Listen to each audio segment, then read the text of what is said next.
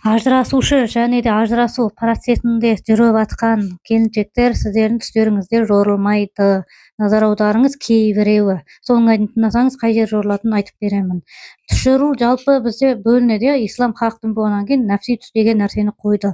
Бұл нәпси түс деген біздің кәдімгі өмірімізде өміршеңдігін көрсетіп жатыр, өзінің нәпси түстің бар екенін дәлелденіп жатыр.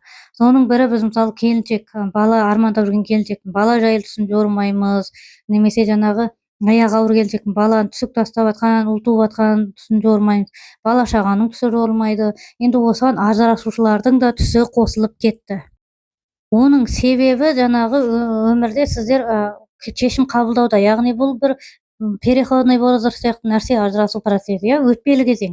Өтпелі кезеңде сіздер әлбетте ол ажырасу үшін үстінде болғаннан кейін кейде ойлайсыздар, осы ажырасқаным дұрыс емес, ажыраспай қойсам қалай болады деп. Соның әсерінен түс көресіз. Ал кейде ойлайсыз, осы 100% хайыр сенен ажырасып жатқаным деп ойлайсыздар, одан кейін сәйкесінше соған апаратын түсті көресіздер. Яғни бұл жерде көңіл мен түстің бірігуі бұл нәпси түс болады да, жорылмай қалады деп жатқанымыз сондықтан да. Мен өз басымда бір таныс келіншектің түсін жорттым, сол ажырасудан бастап 1 жыл ажырасып кеткенге дейін тоқтамай түсін жортты. Осы нәрселер сол түсте белгілі болды, өзінің көңіл күйіне байланысты. Дұрыс болды десе түсі де солай, қате болды десе түсі де солай. Сондықтан да бұл жерде жорылмайды деп айтып жатқаным сондай. Сіз егер ажырасу үстінде немесе ажырасуға жаңағы 1 жыл жетер жетпес тек қана бірдей түс көріп жатсаңыз, бұлар жорылмайды. Енді қандай түс көреміз деген мәселені айтамыз. Яғни сонда қандай түсіміз жорылады деген мәселе. Бір келіншек түс көрді, түсінде бір жаңағы бір жігіт жарқыраған, қол аяғы балғадай, жүзі өте жарық жігіт жаңағы төсегінде отыр екен, және күйеуі отыр екен, өзі отыр екен, 3 адам.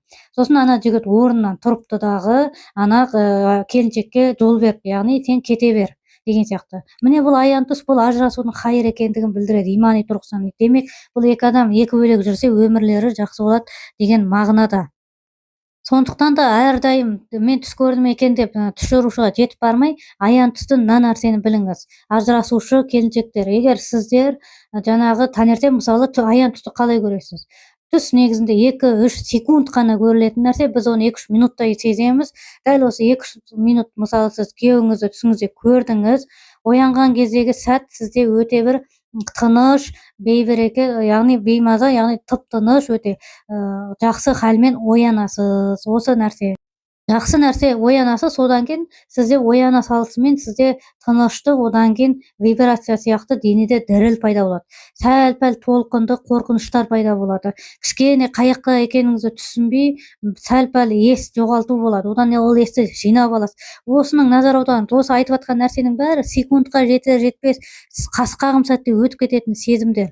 Міне осылайдан ояну, одан кейін оянған кезде нақты ол түстің есте қалуы, және ол басқа түстеріңізден өте ерекше болуы, осы нәрсе сізді аян түс екендігін және ажырасу хайыр еместігін білдіретін болады. Ал егер сіз түсіңізде күйеуіңізді көріп алдыңыз, өзіңіз сол проблемамен ояндыңыз, яғни ояна салысымен ажырасып жатқаныңыз есіңе түсті, мыжылып, сондай бір ауыр денемен ұйқы басып, не қойып не көргеніңізді білмей, түсінбей, бірдеңе болып, сондай бір тұрсаңыз, онда бұл аян түс емес. Және ол түсіңіз басқалармен ұқсас болса, үнемі бір түс болатын болса, онда бұл аян түс емес. Аян түс жаңа айтып кеткендей басқалардан ерекшеленіп тұрады. Бұл ажырасу өтпелі кезең болғаны үшін де бұл жерде көріп жатқан түстеріңіздің бәрін мән бермей қойсаңыздар болады негізі. Одан кейін нәрсе, мен ажырасушы келіншектермен көп сөйлескеннен кейін, бұлар жаңа ажырасу үстінде немесе ажырасуға 1 жыл толмай жатып, басқалармен сөйлесіп кетеді. Бұл нәрсе мысалы ол физикалық, бұл жерде паника болып жатыр ғой, қазіргі заман тілімен айтқанда, жұбынан айырылу. Содан кейін меніңше бұл жерде 3 жыл бойы ешкіммен сөйлеспей тұра тұру керек сияқты, өйткені күнә болып жатыр бостандыққа. Сіз онымен бәрібір жүріп отандасам деп сөйлеспейсіз онымен бәрібір. Сізге просто өтпелі кезеңде ауыр болып жатқан үшін сөйлесіп жатсыз. Сондықтан 3 жыл бойы меніңше ешкіммен сөйлеспей, түстерге мән бермей, басқа мысалы қыдыру, құрымымен сөйлесу, басқа нәрселермен айналысып, сабыр сақтап бұл кезеңнен өтіп кету керек. Себебі сіз 3 жыл, мысалы ажырасқан келіншектер болса айтсаңыз, 3 жыл сіз көріңіз, 3 жылдан кейін сіз қалай түсіңіздің қалай өзгергенін, ой санаңыздың қалай өзгергенін, иә. Өйткені 3 жылдың ішінде көңіл күй жүре береді. Біресе ажырасқан дұрыс болды, біресе ажыраспаған дұрыс болды деген сияқты. Енді қалай өмір сүремін? Мен күшті өмір сүріп жатырмын. Яғни өз-өзіңізге отчет жүре береді. Сондықтан да мейлінше ажырасқаныңызға 3 жыл толғаннан кейін ғана сіздің өміріңіз иншалла реттеледі.